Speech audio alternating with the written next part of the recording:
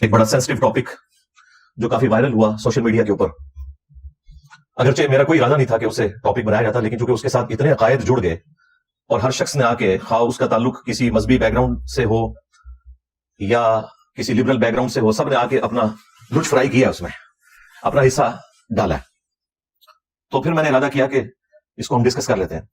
اور وہ ہمارے جو ممدوح ہیں مولانا طارق جمیل صاحب حافظہ اللہ تعالی، ان کے بیٹے کی ڈیتھ جن کا نام عاصم جمیل تھا رحمہ اللہ تعالی، اللہ تعالیٰ ان کی مغفرت کرے، انہیں ان کے نیک کاموں کا اجر دے، برائیوں سے درگزر فرمائے، اور ان کے والد صاحب کو، طارق جمیل صاحب کو، ان کی والدہ کو، باقی رشتہ داروں کو اس صدمے کے اوپر صبر نصیب کرے اور اس صبر پر اجر عظیم عطا فرمائے. آمین. انا للہ و انا الیہ راجعون. اللہم اجرنی فی مصیبتی واخلف لی خیرا منہا. آمین. پچھلے سنڈے کو یہ خبر شام کے وقت کہیں وائرل ہوئی. اس وقت تک ہمارا یہ پبلک سیشن تو آپ کو پتہ ہے مکمل ہو چکا تھا. مجھے یہ عشاء کے وقت پتہ چلا. ہمارے عثمان بھائی کے نمبر پہ ہمارے ایک دوست ہیں کرنل عرفان صاحب، جو ریٹائر ہو چکے ہیں، سینئر ہیں، انہوں نے کال کی اور مجھے عثمان بھائی نے کہا کہ جی یہ آپ فون سنیں. انہوں نے کہا جی کہ ان کا چونکہ بیک گراؤنڈ تبلیغی جماعت سے بھی رہا ہے، تو کہنے لگے کہ جی مولانا کے بیٹے کو کسی نے گولی مار دی ہے. میں نے ظاہر انا للہ و انا الیہ راجعون یہی صحیح مسلم والی دعا پڑھی. اور پھر بعد میں جب سوشل میڈیا پہ اس کی ڈیٹیلز کو میں نے سرچ کیا تو ہر شخص اپنا ہی ورژن دے رہا تھا. کوئی کہہ رہا تھا کہ دہشت گردوں نے حملہ کیا ہے، کسی نے کہا کہ انہوں نے اپنے حالات سے تنگ آ کر خودکشی کر لی ہے، کسی نے کہا کہ حادثاتی موت ہے.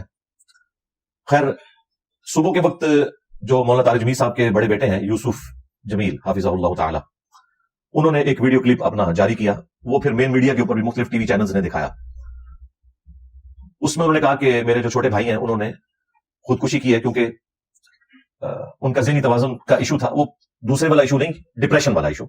یعنی یہ پاگل تو نہیں تھے لیکن ڈپریشن کے مریض تھے، اور وہ بتا رہے تھے کہ پچھلے کافی عرصے سے انہیں ہم الیکٹرک شاکس بھی دے رہے تھے.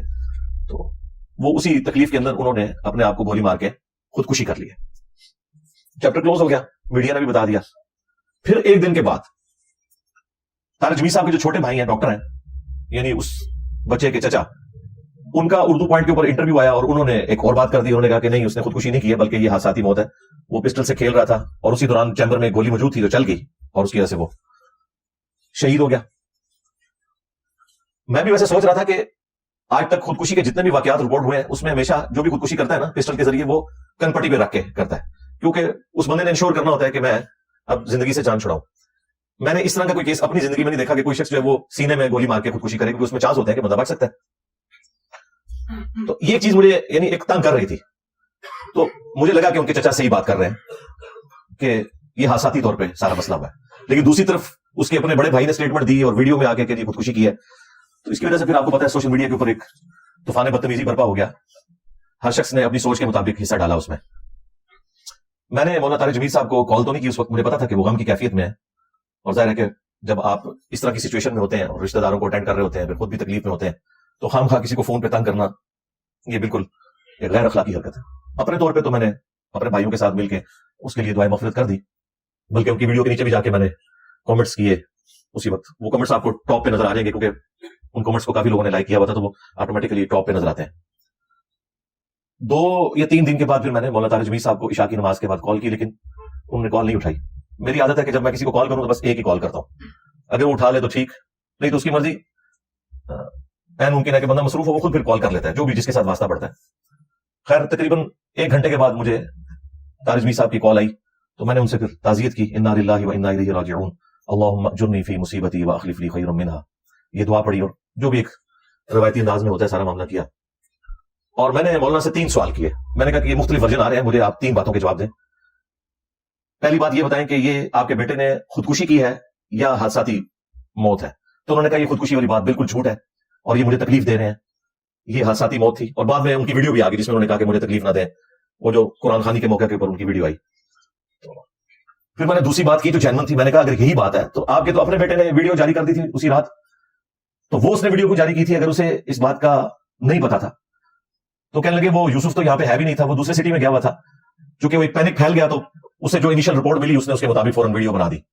تو وہ ویڈیو اس کی غلطی ہے ویڈیو بنانا، اس کو فوراً بنانی پڑی. اس میں مس ہینڈلنگ ہوگی کیونکہ واقعے پہ تو نہ وہ موجود تھا نہ میں موجود تھا. وہ تو اس کا ایک کزن ہی تھا عارفین، جو ان کے چچا کا بیٹا ہے طارق جمیل صاحب کے چھوٹے بھائی کا بیٹا جو ڈاکٹر ہے, تو وہ پاس موجود تھا, اور ایگزیکٹلی اس وقت وہ پاس موجود تھا, اس کی طرف دیکھ نہیں رہا تھا لیکن اسی پریمیسز میں موجود تھا. اس نے بعد میں اردو پوائنٹ کے اوپر اپنا انٹرویو بھی ریکارڈ کروایا. تو کہتے ہیں کہ یہ بات جو ہے نا وہ اس سے مس ہینڈلنگ ہوئی ہے.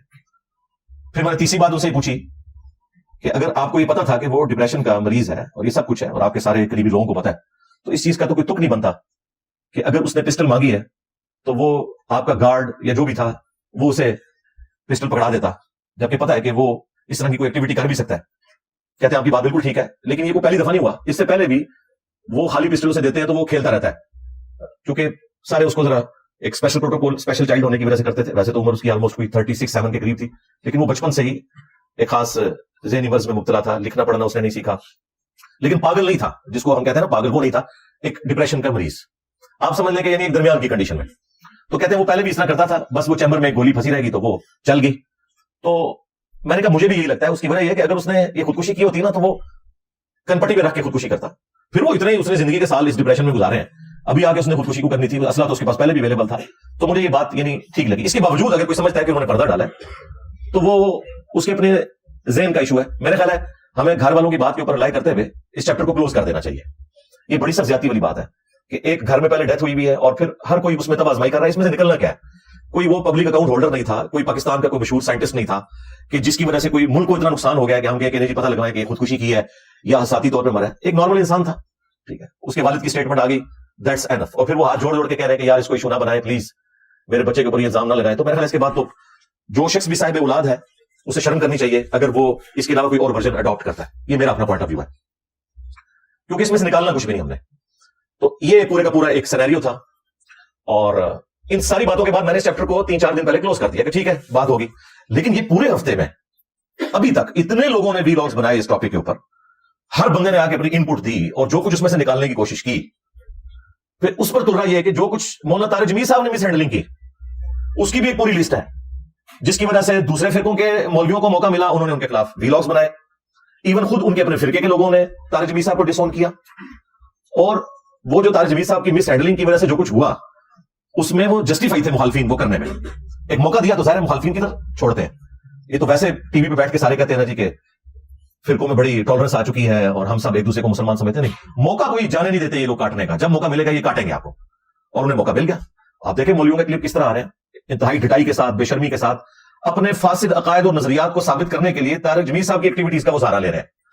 یعنی طارق جمیل صاحب نے جو کچھ کیا, نہ انہوں نے کوئی قرآن و سنت سے ریفرنس پیش کیا, اور نہ ان کے مخالفین اپنی جو غلط ایکٹیویٹیز اور عقائد و نظریات ہیں ان کو ثابت کرنے کے لیے قرآن و سنت کا سہارا لے رہے ہیں. وہ کہہ رہے ہیں طارق جمیل صاحب نے کر دیا لہٰذا ہمارا فرقہ بھی ثابت ہو گیا, یہ وہ کر رہے ہیں. اور پھر وہ الٹا یہ کہہ رہے ہیں کہ اتنے عرصے سے جو تم لوگ ہمیں تانا زنی کرتے تھے تو دیکھ لو تمہارے گھر کے بندے نے بھی بتا دیا کہ یہی چیز اصل ہے.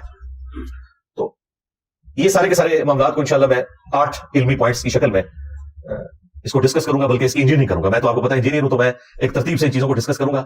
ہمیں ایک موقع ملا ہے کہ ہم لوگوں کے سامنے حق بات رکھیں اس چیز کو سینٹر کرتے ہوئے. میری یہ گفتگو کوئی ویورشپ کے لیے, کوئی مشہوری کے لیے نہیں, میرا زیادہ مشہور ہے ہاں, تو یہ کسی چیز کے لیے نہیں ہے, صرف خالصتاً یہ موقع ملا ہے کہ مسلمانوں کے دماغوں میں ڈرل کروں کہ بھائی یہ بابوں کا دین ہے, یہ کتابوں کا دین ہے. مرنے سے پہلے اے مسلمان کر لے اس پہ غور, کتابوں کا خدا اور ہے, بابوں کا خدا اور, کتابوں کا پیغمبر اور ہے, بابوں کا پیغمبر اور. اگرچہ فرقوں کے بابے بھی اسی اللہ رسول کے ماننے والے ہیں عز و جل صلی اللہ علیہ وسلم, لیکن جو انہوں نے آپ کو دین سکھایا وہ ان کی ذاتی اختراع تھی, کتاب و سنت سے ان کا کوئی لینا دینا نہیں ہے.